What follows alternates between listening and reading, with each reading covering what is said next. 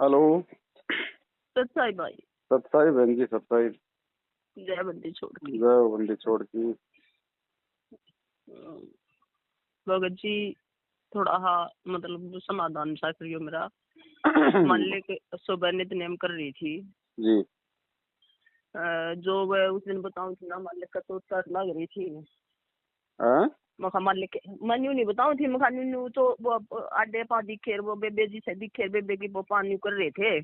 हाँ हाँ हाँ हाँ। तो जैसे मालिक आगे और मालिक कह रहे हैं, बेटा देख मेरा क्या हाल कर रखा है इन। वो बच्ची मैं सारे नितनी रोई हूँ। और बेटी मैं इन समझाता ही आऊँ हूँ। अरे मेरी कति नहीं मानती, मैं क्या करूँ बेटी, मैं बहुत दुखी कर रखा हूँ इन्हें। मेरे पाँव गोडे तो तला तला देख के कर रखा मेरा इन्हें। मगर जी ये ना बेटा इन्हें समझाओ, ये समझ जाए पूरा, ये भी मेरे है, मैं क्या करूँ। मगर जी कतिया तो मान ले ना बस बहुत बहुत रोई हूँ मगर जी मैं। मान ले कति गणे दुखी हो रहे हैं परमात्मा।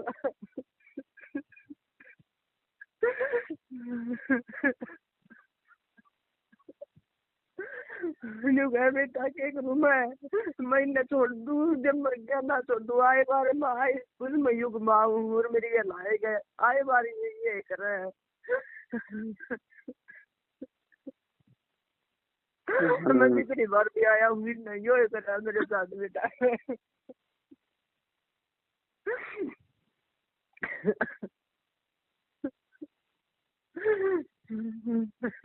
आप और हम भी बहन जी क्या कर सकते हैं, जितनी हमारी बस में था उतना तो देखो, रात दिन हम लोग दौड़ रहे हैं, भग रहे हैं, इनकी मार खा रहे हैं, इनकी गालियां खा रहे हैं, इनको समझा रहे हैं, फिर भी ये नहीं मान रहे, तो क्या करें। भगता के ना लगते ही मेरे लग गए सारे मालिक बोले हाजिर है। सही है तो बहन जी, भगत पीटता है तो भगवान ही पीटता है, चोट तो माँ बाप को ही लगती है ना। मालिक सारे मेरे लग गए बेटा।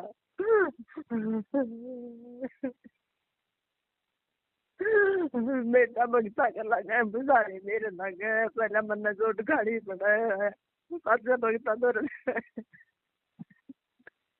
सही बात।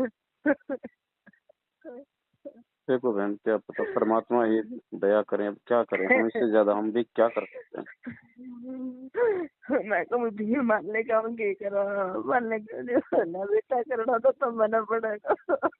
जो बोले मानने का सही बेटा बात मेरे है। समझाए तो ना समझते, मैंने कोशिश करके देखती। मैं रो बेटा, मैं बहुत दुखी हूँ।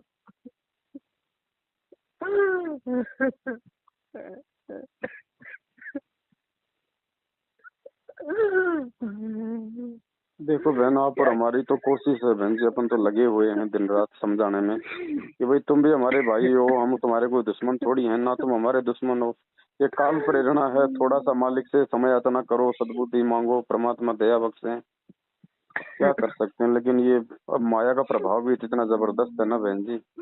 मैंने सोचा ये माया तो चेक लेंगे, ये ना चेक के मैंने बताई चेक का माया दी, इन माया मांगी थी मैंने चेक का माया दी, ये ना चेक के। परमात्मा से तो जो जैसा मांगेगा वैसा देगा परमात्मा, तो धन मांगोगे धन देगा, भक्ति मांगोगे भक्ति देगा। अब हम सबसे ऊपर नहीं भाई। इतने ना सुधरते ये मारने के न ड्यू गया ना रमाई तेरे बच्चे को समझा दे, मैं क्यों कर समझा दू, मारने के मैं तो जा भी नहीं सकती, तेरा तो वो कर दिया इतना, मैं कहीं नहीं जा सकती मारने के, आप करोगे तो मारने के दया करो मेरे मारने के।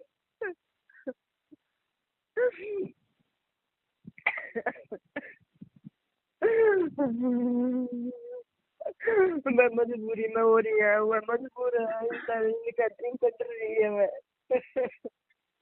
तो बहन जी ये समझे ना समझे, अगर ये संगत भी समझ जाए, इनका साथ देना छोड़ दे, तो भी परमात्मा का बहुत सारा काम आसान हो जाएगा। मालिक का है भगत जी, कति बेटा मेरे सारे बालक दे कर गए, कति सारे मैं कर गए बेटा, मैं रोऊं, मैं काली हाथ क्यों कर जाऊँ, मालिक साफ साफ का है, मैं काली हाथ कैसे जाऊंगा।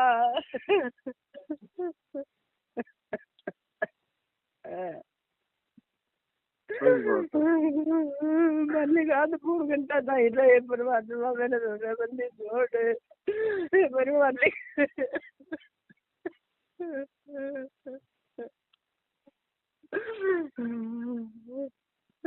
तो बहन जी हम भी मजबूर हैं, क्या कर सकते हैं बताओ। अभी अगर इनके सामने जाएं तो ये मारने को नहीं जा तैयार खड़े सकते, हैं। नहीं जा सकते हाँ, भगत जी। मालिक ने वो देखा दिया नहीं बोला बेटा कति मार देंगे, ये राक्षस स्वभाव के हो चुके हैं। वही तो बात है ना, पूरा पूरा राक्षस रूप धारण कर रखा है। अब हमारे पास तो केवल एक भाई एक ही तरीका है मालिक की दया से, भाई हम तो इनको वीडियो बना बना के भाई हम लोग संगत को समझा सकते हैं। संगत अगर इनका साथ देना थोड़ा कम करेगी तो ये भाई हो सकता है थोड़े इनके भी थोड़े कर्म बिगड़ने से बचे। वह मालिक ने कहा ये धूने बेच देंगे, जितना संगत जागेगी उतने धूना राक्षस रूप स्वभाव करेंगे। ये पता नहीं भगत जी मैं ये क्या तो करूँ। है भगत जी, मालिक ने मेरे को सब कुछ दिखा दिया, मालिक ने मैं क्या करूँ। जितना संगत जागेगी उतना ये तो राक्षस रूप धारण करेंगे। उतने ज्यादा हो गए मालिक ने कहा भगत जी मैं क्या करूँ। मैं क्या करूँ मालिक, मैं नहीं बोलती मालिक, मैं तो कुछ बुद्धि जी मैं कुछ नहीं कर सकती मालिक। मेरा तो आपके सिवाय कुछ भी सुना मालिक आगे बस। देखो फिर भी बहन जी अंत में परमात्मा ही दया बख्शेंगे, मालिक ही दयालु है। रास्ता तो मालिक ने निकालना है बहन जी, हम तो उनकी प्रेरणा से ही चल सकते हैं।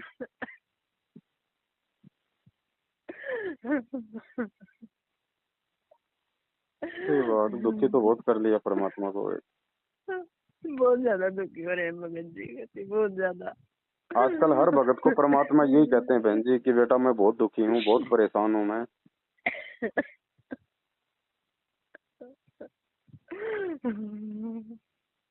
अब संगत है, संगत इतनी नादान हो चुकी है, अब क्या बताएं इनको, ये भी नहीं पता कि वो जेल है, वो कोई 5 स्टार होटल नहीं है, वहाँ पे कैदी समझ के काम लिया जाता है।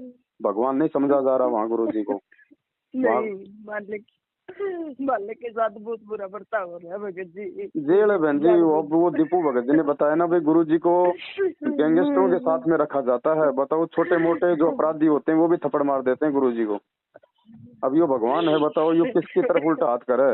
वो गैंगस्टर भी उसी के नहीं कर बच्चे, सकते हम भी उसी के बच्चे, सब मालिक, उसी के मालिक बच्चे। खुद का है इस बात नानू का, मेरे सारे बच्चे हैं, मैं किसका बुरा करूं, मैं किसी का नहीं कर सकता। हर बार मेरे साथ यही होता है, मैं जितनी बार भी आता हूँ हर बार मेरे साथ यही होता है। लेकिन बहन हम कोशिश करें, हम प्रयास करें, जिन जिन आत्माओं को समझ में आ गई वो तो कम से कम अपने गुरु भगवान को प्रसन्न करने का प्रयास करें। हम तो जिस राह पे चल रहे हैं भाई उसी राह पे हम चलेंगे, जैसे हमारे बाप ने बताया समझाया है। और कोशिश तो रहेगी भाई भाई बहनों को समझाने की, वही कर रहे हैं 7 साल से बहन जी, सब कुछ छोड़ छाड़ के। समझ जाएंगे तो इनका भला, और नहीं समझेंगे तो भाई के परमात्मा को जबरदस्ती तो कर नहीं सकता बहन जी। अब अभी तो समर्थ है, लेकिन काल के साथ एग्रीमेंट भी हो रखा है परमात्मा का, क्या करे बताओ। एग्रीमेंट मेरे भगत जी ने कहा मेरे सारे बच्चे हैं, मैं किसी ने दुखी करूँ, मेरे तो सारे के सारे मेरे हैं, मैं किसी ने दुखी करूँ, किसी ने क्या कहूँ मैं। बात तो सही है, लेकिन अब रोता तो परमात्मा इसलिए है ना कि भाई मेरे कि भाई जैसे ये कर्म कर रहे हैं इनके परिणाम ये खुद ही भोगेंगे ना आगे चल के। तो मालिक को तो वो परिणाम दिखाई दे रहा है उनका आंखों के सामने कि कल को इनके साथ में क्या बनेगी। मेरा ये नहीं वो होगा विनाश होगा जिस दिन मैं नहीं धोखा होगा, मालिक अरे ताई कहेंगे भगत जी इनका विनाश होगा जिस दिन मैं रहूंगा। सही बात है, माँ बाप भाई बेटा बेटे के सुख दुख में तो माँ बाप ही सुखी दुखी होते हैं। फिर तो ये मानते नहीं, फिर मैं रहूंगा, मालिक अरे ताई कहेंगे भगत जी। अभी आप और हमारे लिए भी एक संदेश दिया मालिक ने कि भाई बच्चों आगे बढ़ो, थोड़ा बढ़ चढ़ के थोड़ी मालिक की सेवा में लगो, भाई बहनों को समझाओ थोड़ा। अब ये है कि भाई हम थोड़ा दूसरा तरीका अपनाएंगे परमात्मा के दया से। भाई अब अपने अपने घर घर में मालिक को भोग लगाओ भाई, जैसे आप करते हो, 2-4 भाई बहन आस पास के आ जाए, क्योंकि हम मैसेज डालेंगे तो फिर ये भाई फिर वो करेंगे हाँ भगत जी, राक्षस रूप बहुत धारण ज्यादा करके आ मालिक ने जाएंगे। बता दिया साफ साफ, और ज्यादा करेंगे भगत जी, ये बहुत ज्यादा करेंगे। हाँ हाँ हाँ हाँ। और ज्यादा करेंगे मालिक, चलो मालिक ने बता दी भगत जी। गुरु जी से सद्बुद्धि मांगेंगे, परमात्मा हमें आगे बढ़ने की कोई सद्बुद्धि दो, कोई प्रेरणा दो मालिक, ताकि आपका काम थोड़ा और आसान हो। परमात्मा दया करेंगे बहन जी। अब विनाश तो बहन जी आंखों के सामने दिखाई दे रहा है ना परमात्मा को कि भाई कल को क्या होगा। और समय ज्यादा बच नहीं रहा बहन जी, ये 2-2.5 साल का समय है। इस 2-2.5 साल में वो घोर 2-2.5 साल भी नहीं है भगत जी, मालिक हाँ ने 2-2.5 बनाई, साल बहुत में जल्दी उड़ाना है, बहुत सही जल्दी बात। उड़ाना। फिर ये चिल्लाएंगे ऊपर हाथ खड़े करके, तब ये क्या करेगा बताओ। जब आज वो अपने बच्चों को सामने खड़ा करके संदेश दे रहा है, समझा रहा है, फिर लोग नहीं मान रहे, कल को फिर ये रोएंगे, ये चिल्लाएंगे, फिर ये कुछ नहीं करेगा। रोना तो उसका आज भी है, रोना उसका कल भी है बहन जी।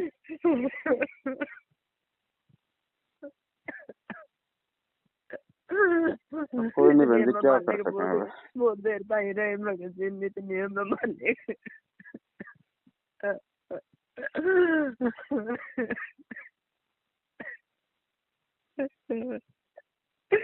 हम के करा भगत जी, मैंने मालिक तक गई, मालिक हम के कर सका, आप बिना हम कुछ भी नहीं कर सकते। ना ना बहन जी, कुछ नहीं कर सकते।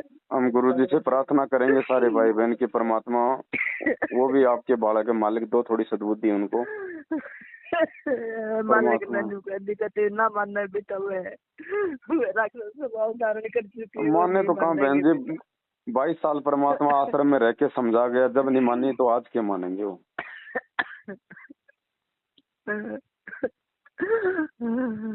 ये संगत का है, संगत मान जाए तो भी वही इनका भला।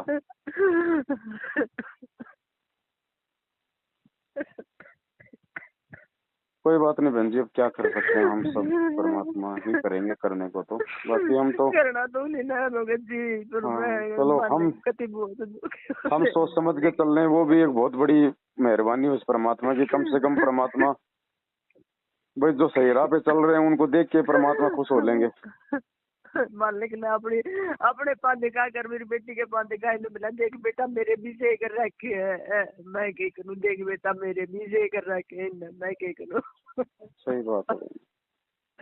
नहीं शारीरिक रूप से दुर्बल तो बहुत हो गए परमात्मा। मैं भी चालन जो गाना जोड़ रहा क्या बेटा। सही कह रहे हो आप। एक बरवाड़े का भगत था, उसको भी परमात्मा ने ऐसे दर्श दिखाया था। उसने परमात्मा को बांस भर के चारपाई पे बैठाया, बोले बेटा, बोले मैं कमजोर हो गया हूँ, बोले देख मेरे से नहीं उठा जा रहा। उसने परमात्मा को गोद में लेके मालिक ने दिखा दिया, देख बेटा मेरे पैर कैसे हो रहे हैं, देखो मेरे पैर कैसे हो रहे हैं बेटा, तेरी बेटी जैसे हो रहे हैं, मैं भी चालन का नाना लेकिन बोलने भगत जी। मैं भी न चालन दूंगा ना सुन रहा क्या बेटा।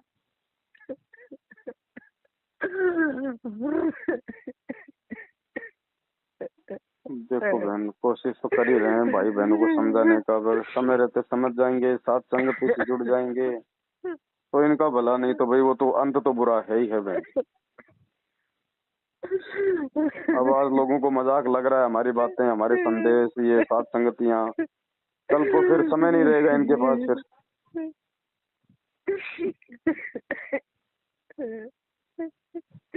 वही बात, अब काल जिसकी बुद्धि पे बैठ जाए तो बहन जी फिर वो सही गलत का निर्णय भी नहीं करने देता।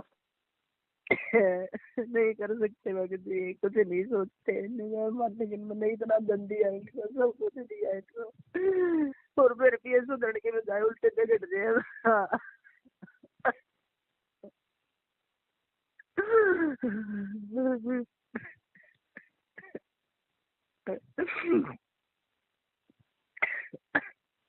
चलो बहन, करो मालिक से प्रार्थना करो कि परमात्मा आप ही रास्ता निकालोगे मालिक, आप ही सद्बुद्धि दोगे।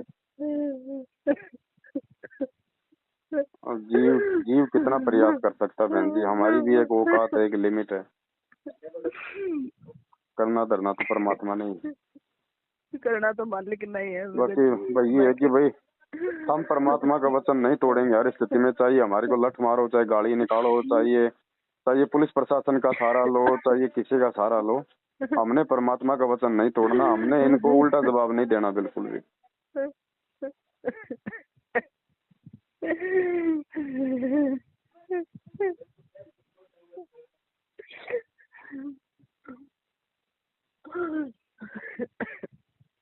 चलो ठीक है बहन, दया परमात्मा की, जैसी मालिक की मर्जी हो आगे। सच्चाई बहन जी, जय हो बंधु छोड़। ये आश्रम नहीं है, ये रंडी खाने पुण्यात्माओं। मैं तुम्हें आज बता रहा हूँ, ये वैश्यावर्ती के अड्डे हैं। इन्होंने बरवाड़ा आश्रम को वैश्यावर्ती का अड्डा बना दिया था। ये क्यों नहीं देते हमें गुरुजी के वो जो है बयानों की कॉपी क्यों नहीं देते? 7 साल हो गई, क्या हमारा बाप नहीं है? हम चिल्ला चिल्ला के मर गए कि हमें हमारे पिताजी के बयानों की कॉपी दो। उन्होंने किसके खिलाफ बयान दिए, क्यों नहीं देते? क्योंकि गुरुजी ने इस मैनेजमेंट के खिलाफ ही बयान दे रखे हैं। स्पष्ट कह रखा गुरुजी ने कि आश्रम में कुक्रम होते थे, लेकिन मैंने नहीं किए, इन सेवादारों ने और समिति वालों ने किए। तुम्हें अखबार की कटिंग भी भेजी जा चुकी है। अगर ये पाक साफ है तो गुरुजी के बयानों को संगत में सार्वजनिक क्यों नहीं करते? 7 साल हो गए इनको। सबसे बड़े दोषी ये हैं, आर्य समाज दोषी नहीं है। सबसे बड़ा दोषी, सबसे बड़ा आर्य समाज ये सतलोक आश्रम मैनेजमेंट हरियाणा है। उसका कुछ अंश मात्र आज ये भाई आपको बताएगा। पुण्यात्माओं, समय रहते आंख खोल लेना, वरना दुर्गति तुम्हारी भी तैयार है। परमात्मा यही देख रहा है कि क्या कर रहे हैं। इतना ज्ञान लेने के बाद में डर, भय, चापलूसी में जी रहे हैं, या मेरे सत्सेवक बच्चों के साथ मिलकर सच्चाई का प्रचार कर रहे हैं। आगे आपको भगत जी बताएंगे, ध्यान से सुनना। सत साहेब बंदी छोड़ सतगुरुदेव रामपाल जी भगवान की जय हो। भक्तों रिकॉर्ड हो जाएगी क्या? थोड़ा मालिक दया करे। रिकॉर्ड हो जाएगी, रिकॉर्ड हो जाएगी, धीरे बोल रहे हैं। हाँ, रिकॉर्ड तो हो जाएगी। बाकी थोड़ा भगत जी अगर प्रयास करें ऊंचा बोलने का, तो थोड़ा आप भी आ जाओ ना, आप भी आ जाओ थोड़ा नजदीक। ले लो चेयर, ले लो जरा। मैं नीचे बैठ जाता। हाँ हाँ हाँ, आराम से। हाँ बिल्कुल सही। थोड़ा बोलो हाँ, तुमको भी सुनाई देगा थोड़ा तो। भक्तों, मैं आपका भगत भाई दीपक उर्फ दीपू, गांव 7 रोड, जो 2015 में गुरुजियों ने जेल से ही शरण में लिया था, और संगत में आते ही जेलर शमशेर सिंह दहिया के खिलाफ गुरुजियों की सेवा बताकर एक इंटरव्यू जो जेलर के खिलाफ दिया था, मैं वही आपका भाई दीपू हूँ।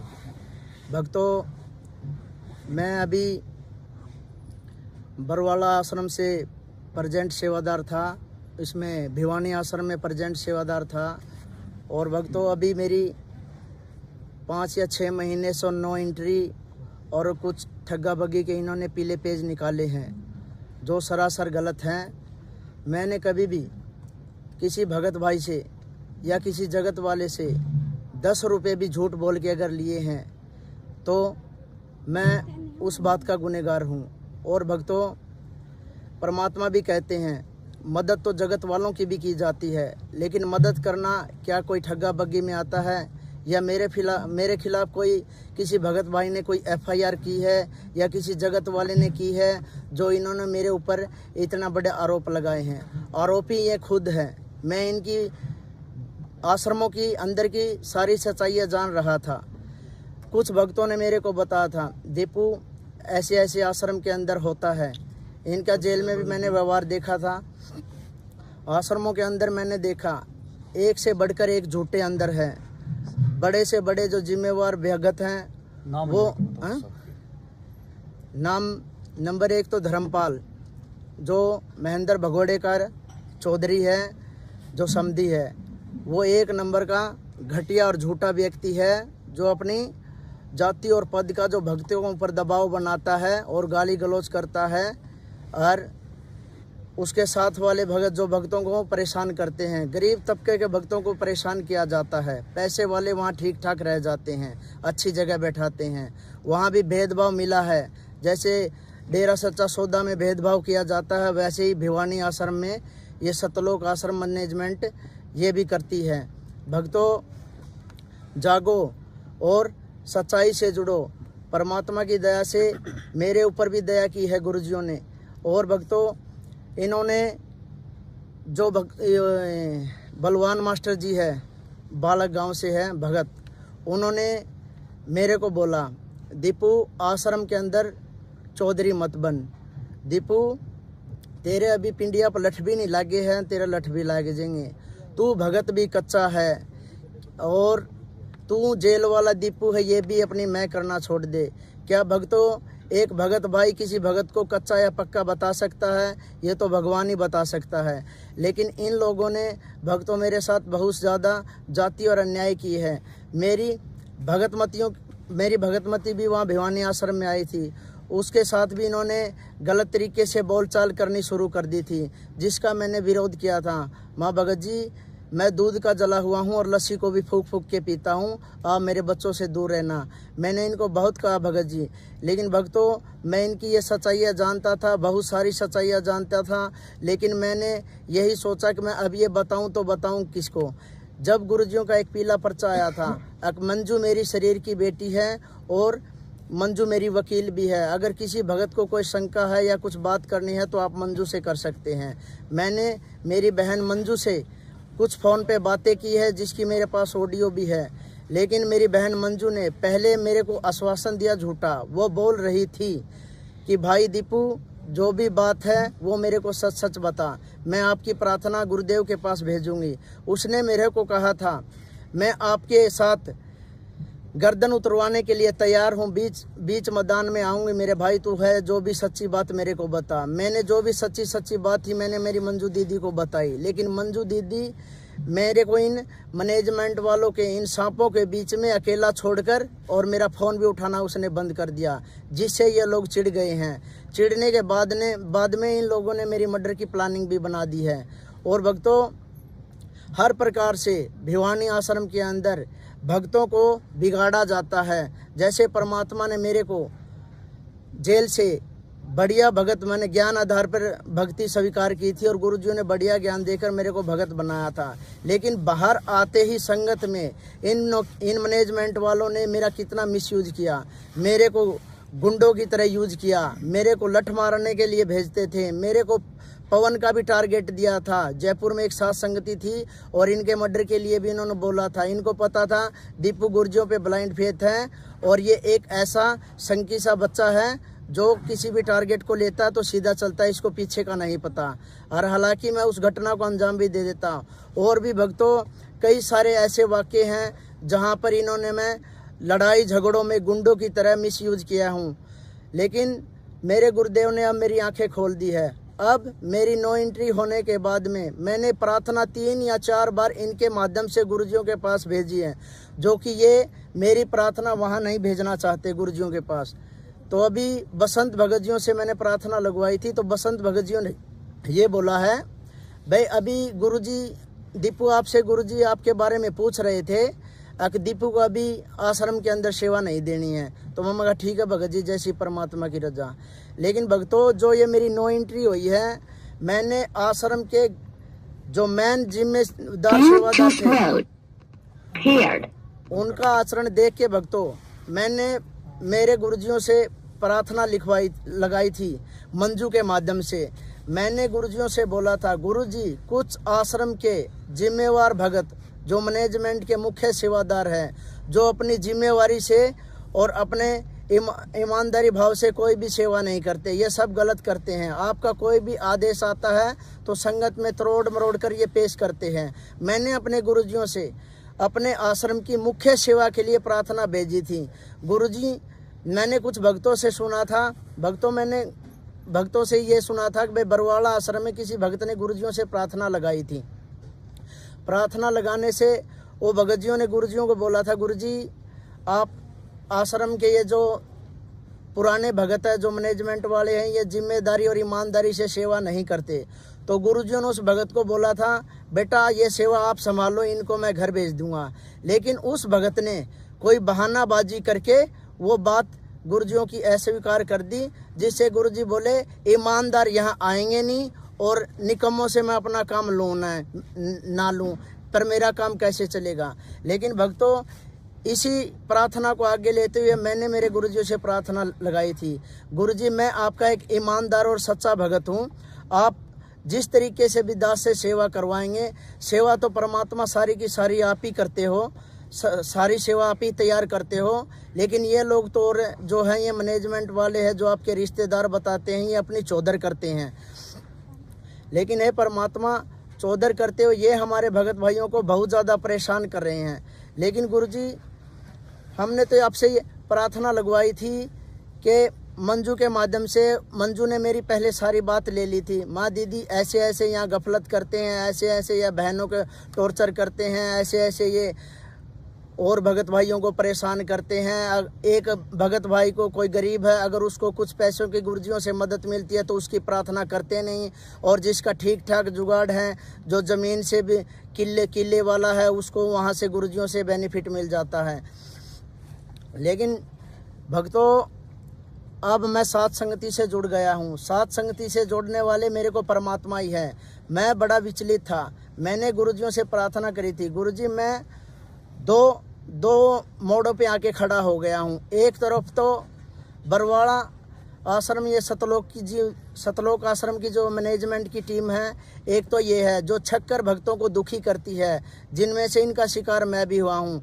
और दूसरी तरफ ये पवन भगत जी है, जो गुरुजियों की ऑडियो से तो ये गुरुद्रोही डिक्लेयर है, लेकिन परमात्मा ये कभी भी आपने सत्संग में बताया है भाई गुरुद्रोही की क्या पहचान होती है। गुरुद्रोही गुरुजियों की छिक्के, निंदा, चुगली, तरह तरह के आरोप लगाता है। लेकिन गुरुजी आपकी दया से हमने इनकी ऑडियो सुनी, परमात्मा हमने तो इनमें गुरुद्रोही वाला एक भी लक्षण नहीं मिला। हे परमात्मा, हमने जब आपका ज्ञान सुना था, गुरुजियों का ज्ञान सुना था, तब और जो जगत वाले लोग थे, जब गुरुजियों को वो देशद्रोही कह रहे थे, जब हमने देशद्रोही के सत्संग सुने तो वो देशद्रोही भगवान निकला। अब हमने गुरुद्रोही की ऑडियो सुनी तो गुरुद्रोही एक भगत निकला। वो बिल्कुल सच्चा है, साफ है, पाक है, कोई दिक्कत वाली बात नहीं है। भक्तों, मैनेजमेंट वाले जबरदस्ती इनके पीछे पड़े हैं, ऐसी कोई बात नहीं है पवन भगत में।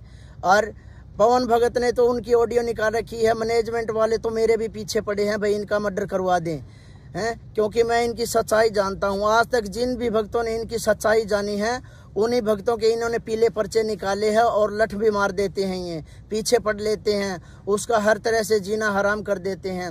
भक्तों, अब भी मालिक की दया से संभल जाओ, ज्ञान को आधार बनाओ। पवन भगत जी जो कह रहे हैं वो सब ठीक कह रहे हैं। भक्तों, गुरुजियों के साथ में ऐसे ऐसे वाक़े हुए हैं, जो बरवाला कांड के बाद, जो बरवाला थाने में मेरे सतकबीर गैरेज के ऊपर एक प्रिंसिपल गाड़ी की सर्विस करवाने आया था, तो वो भगत जगत था, वो बता रहा था भाई गैरेज के अंदर मैंने गुरुजियों के चित्र लगा रखे थे। वो चित्रों को देख के ये बोला, भले अरे मूर्खो, अब भी तुम इसको मानते हो? मैं कहा मानते नहीं है जी, ये हमारा भगवान है। तो उन्होंने बोला भगवान है? भले तुम कम पढ़े लिखे हो, अभी तुम्हारी बुद्धि है ना, विचार नहीं कर पाती, ये क्या है? भले इस भगवान, हाँ, भले इसको भगवान को मैं भी चेक करने के लिए गया था उसमें बरवाड़ा थाना में। भले हमारा दोस्त था एक प्रदीप जमोड़ी, गैंगस्टर है जो सुना है, उसका बाप है ओम प्रकाश। भले वो मेरा अच्छा मित्र है, और उसका मित्र एक डीएसपी था जो शेखपुरे का, वो जो डीएसपी था जिसने सुसाइड कर ली, वो उसका मित्र था भगवान दास। तो उसने उनको बताया भाई वो मेरे को बता रहे थे कि भाई अगर आपके गुरुजी अगर भगवान होते, कोई चमत्कार दिखाते, तो मैं उनकी परीक्षा लेके मैं उनका शिष्य बनने गया था। तो वो बोले ओम प्रकाश मेरे दोस्त ने मेरे को बुलाया, बोले आजा, जो वो रामपाल अपने आप को भगवान कहता था, वो अपने दोस्त की कस्टडी में है और फिलहाल बरवाड़ा थाना में है, आज उससे चल के बात करते हैं, आज भगवान से तेरे को मिलाते हैं। तो वो प्रिंसिपल बताया था, मैं गया था गुरुजियों को चेक करने, भाई तेरे को भगवान हो गए तो मैं वहाँ नाम दीक्षा ले लूँगा। तो बोले हम दोनों वहाँ अपने मित्र के पास पहुँचे, भगवान दास डीएसपी के पास। डीएसपी भगवान दास के पास जाते ही उन्होंने बोला भाई मिलवा उस रामपाल भगवान से।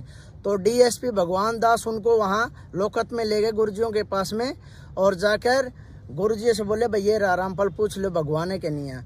तो उस भगवान दास डीएसपी ने ऐसे डंडा लेके और गुरुजियों की ऐसी ठोडी के नीचे मार रहा था, ऐसे खींच के, बोले बता भगवान है। लेकिन गुरुजी ने इतने हाथ जोड़ के ऐसे नहीं बोले, नहीं मैं कुछ नहीं हूँ।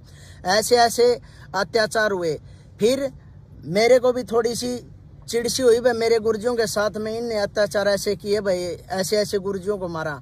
तो फिर मैंने उस प्रिंसिपल को बोला, माँ प्रिंसिपल जी अब ये बताओ, चलो हमारे गुरुजियों के साथ में तो आपने भगवान दास डीएसपी ने, आपके दोस्त ने ऐसे उसको लाठियाँ मार दी गुरुजियों के ठोडी के नीचे, लेकिन अब ये बताओ उन दोनों को क्या परिणाम भुगतने हुए? बोले परिणाम क्या भुगतने? मैं ये बताओ पहला भगवान दास डीएसपी कहाँ गया?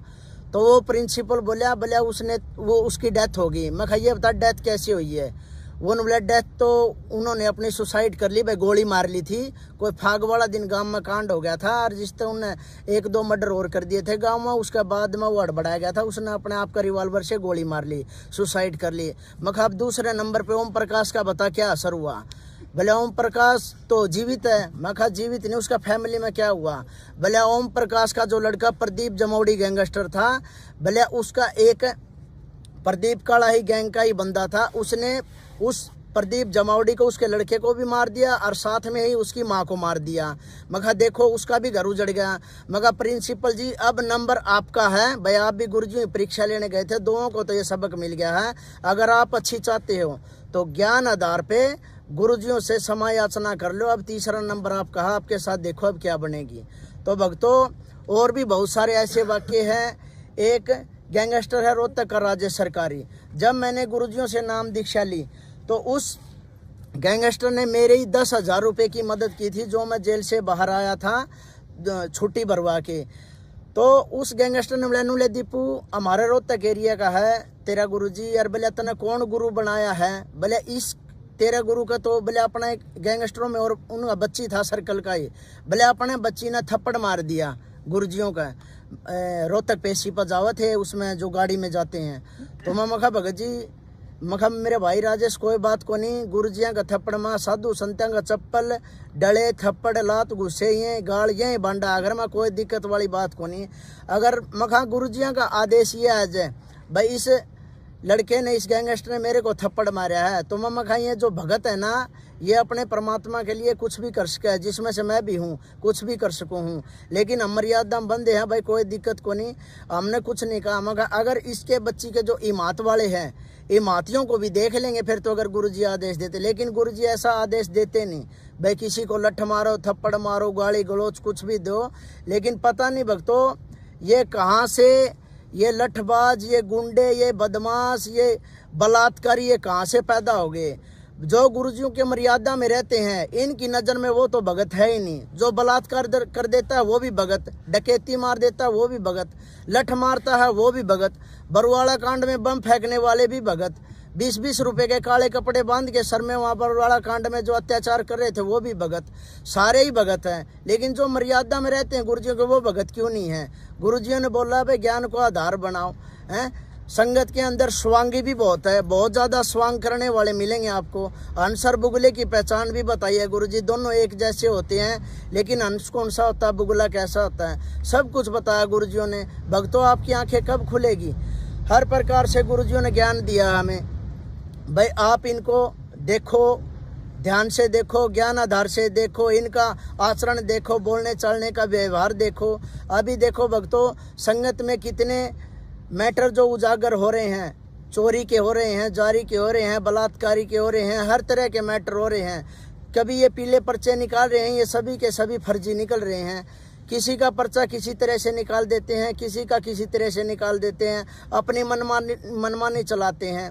और ये मंजू बहन से मैंने पूछा था, मैं बहन ये जो आश्रम के सेवादारों से अपने घर पे ले जाके काम करवाते हैं इनका क्या होना चाहिए। बोले भाई घर पे ये काम करवा हुआ है, ये बात तो गुरुजियों के आदेश को नहीं। बोले गुरुजियों के आदेश है, जो वांटेड भगत हैं, वांटेड भगत अपने घर के काम के लिए आश्रम के सेवादारों को ले जा सकते हैं। फिर मैं कहा बहन जी मन ये बताओ, ना तो धर्मपाल वांटेड और ना वो वकील भगत जी वांटेड, ना ये वो कौन है वजीर और वांटेड, ये जो वांटेड नहीं है ये हमें अपने घर पे काम करवाने के लिए जाते हैं, ये क्या मैटर है। तो वो बोली ये बात तो गलत है भाई, मर्यादा तबार। मैं कहा ये मर्यादा तबार चले दीदी, इनके खिलाफ कोई एक्शन करो। लेकिन एक्शन कोई कुछ नहीं लेता, सभी एक ही थाली के चट्टे बट्टे हैं, क्योंकि सभी वहाँ पर आश्रम में इन्होंने अपने अपने आश्रम बांट रखे हैं, अपने अपने आश्रम बांट के, और ये जो भी दान धर्म का पैसा आता है ये अपने हिसाब से डिवाइड करते हैं, अपने गुंडे बदमाशों को पालते हैं। अपने भक्तों जो इनके चमचे होते हैं, जो भक्तों के भगत होते हैं, उन्हीं की देख रेख ये करते हैं उन पैसों से।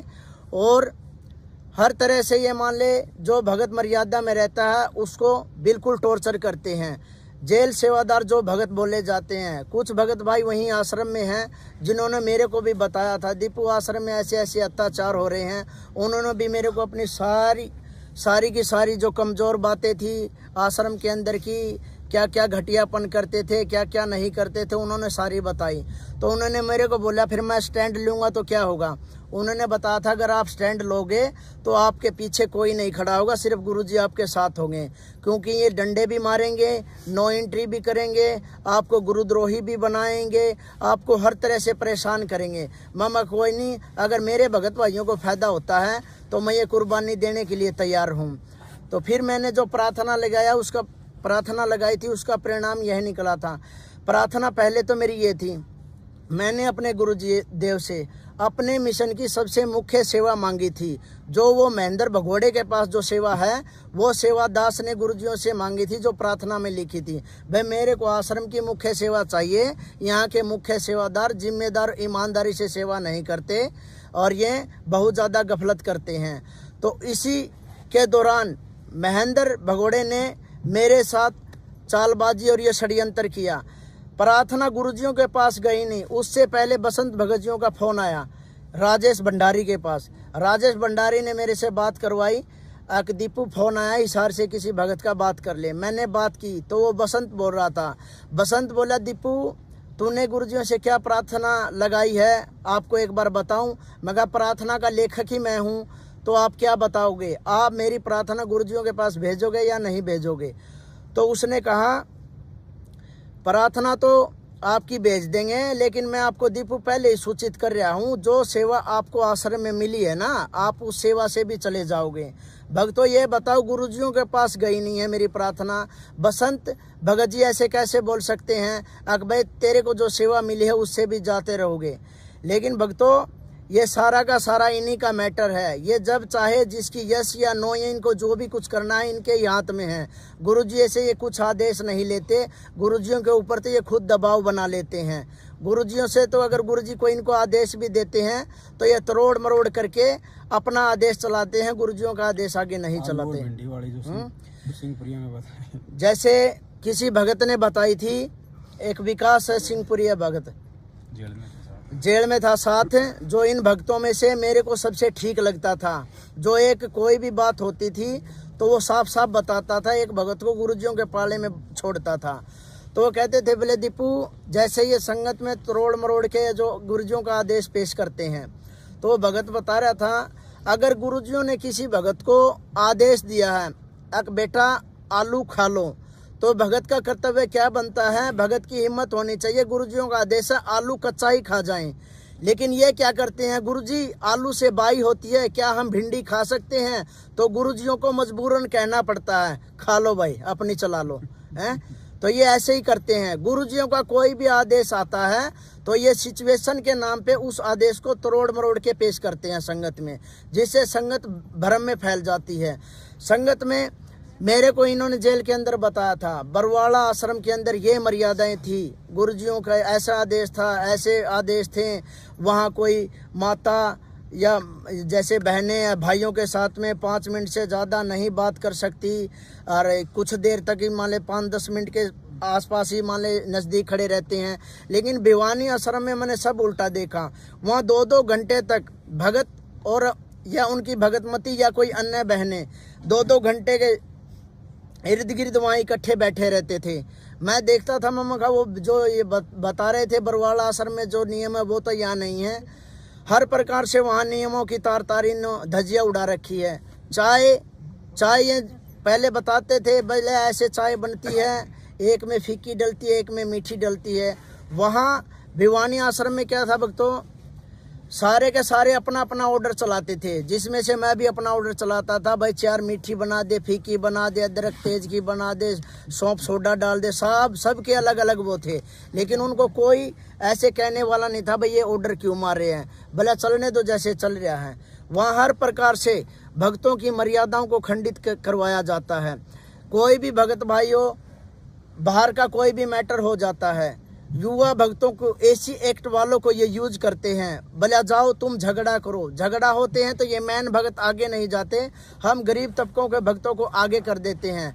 केस बनते हैं, लाठी डंडे मारने हैं या खाने हैं, वो सिर्फ हमारा मैटर रह जाता है।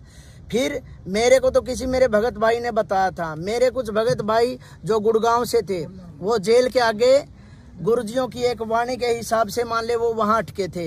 एक पुस्तक आई थी गुरुजियों की, उसमें एक वाणी लिखी थी, एक हेडिंग थी, गुरुजियों ने उसमें लिख रखा था, क्या इस जेल रूपी तसले के ऊपर आप अपना माथा भी नहीं टेकना चाहोगे। वो जो हेडिंग थी उन भक्तों को चुभ गई थी, जिसकी वजह से वो गुड़गांव से अपना घर छोड़कर गुरुजियों के यहाँ जेल के सामने 10-15 दिन तक लगातार बैठते थे। तो मैनेजमेंट वालों ने क्या किया, भाई ऐसे तो ये खेल खराब हो जाएगा, ये इतने भगत यहाँ पर आके बैठते हैं।